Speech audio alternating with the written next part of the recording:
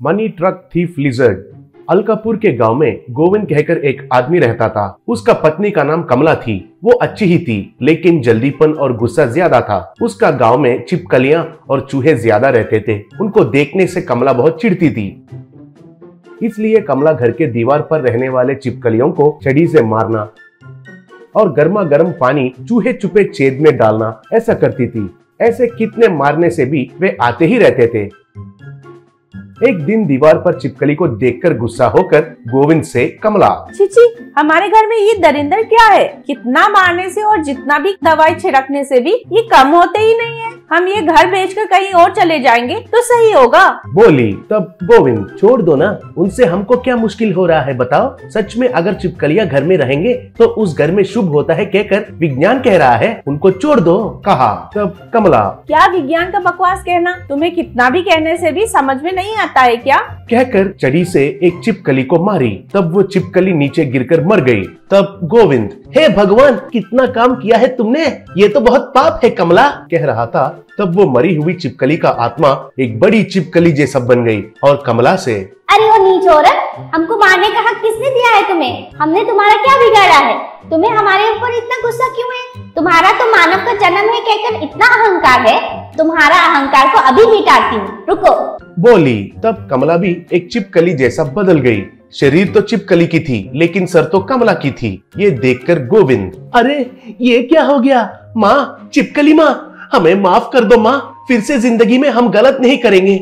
मेरा पत्नी को मामूली इंसान जैसा बना दो माँ, तुम्हारे लिए मैं मंदिर बनवाता हूँ माँ, कहकर प्रणाम किया। तब छिपकली थोड़ा शांत होकर, एक बार श्राप दिया तो मैं भी कुछ नहीं कर सकती हूँ। अगर तुम्हारी पत्नी चारों को अगर कुछ अच्छा काम करेगी तब कुछ दिनों के बाद साधारण इंसान जैसा बदलेगी, कहकर गायब हो गई।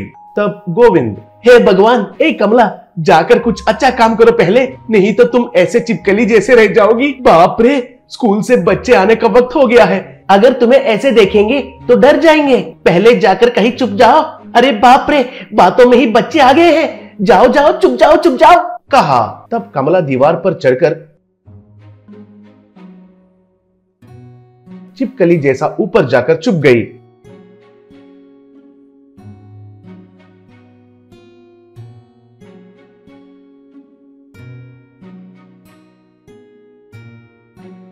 बच्चे अंदर आने के बाद वे कहां ऊपर देखेंगे कहकर घबराते हुए, बच्चे, माँ गांव गई है, कुछ दिनों के लिए नहीं आएगी, आप भी अंदर जाइए, मैं अभी जाकर खाना लगाता हूँ, कहकर उनको अंदर भेज दिया।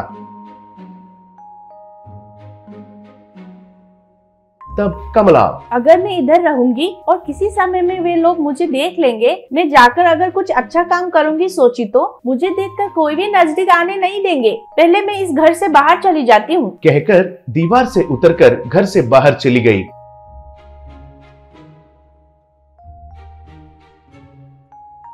ऐसे कमला सड़क पर एक पेड़ के ऊपर चढ़ गई। इतने में एक आदमी उसके सर पर एक टोकरी में अंडे लेकर जा रहा था। वो आदमी पेड़ के नीचे आते ही कमला उसका जीभ को लंबा बनाकर एक अंडा को पकड़कर उसे निगलकर भूख मिटाई।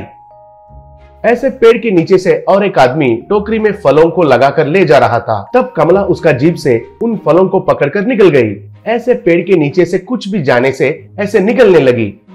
एक दिन गोविंद उसका बीवी को ढूंढते हुए उस पेड़ के पास आया। इधर उधर कोई भी नहीं है देखकर पेड़ के ऊपर कमला से, कमला, कुछ अच्छा काम किया है तुमने, उधर बच्चे माँ चाहिए कहकर बहुत रो रहे हैं, कहा। तब कमला, किससे कहूँ मेरा मुश्किल? अच्छा काम तो छोड़ो, हर रोज चोरी करके मेरा भूख मिटा रही हूँ। ऐसा हालत में अच्छा काम कैसे करना है? भगवान, मेरा हालत अब क्या होने वाला है? मैं अब जिंदगी में साधारण इंसान जैसा नहीं बदलूंगी क्या? कहकर दुखी हुई। ऐसा रात हो गई। उस रात एक ट्रक में पूरा पैसे भर के उधर से जाना कमला को दिखाई दिया। वो देखकर कमला हैरान रह गई। वो ट्रक बिल्कुल पेड़ के नीचे आते ही कमला उसका जीभ से एक नोटों का बंडल को खींच लिया। बाद में पेड़ से नीचे उतरकर सीधा पुलिस स्टेशन में गई। उधर उस बड़ा छिपकली को देखकर पुलिस वाले बहुत घबरा गए थे। तब कमला उनको नहीं डरना है कहकर पूरा बात बताई। तब पुलिस तुरंत उस ट्रक के पीछे पड़े। थोड़े दूर जाने के बाद उस ट्रक को पकड़ लिए।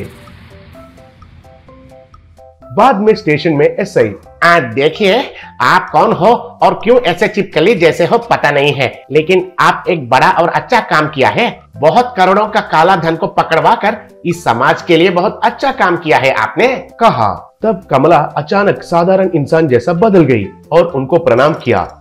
घर वापस आई कमला को देखकर गोविंद और बच्चे बहुत खुश हुए। उस दिन से कमला छिपकलियों को और चूहों को ध्यान नहीं देते हुए उसका खुद का काम देखने लगी।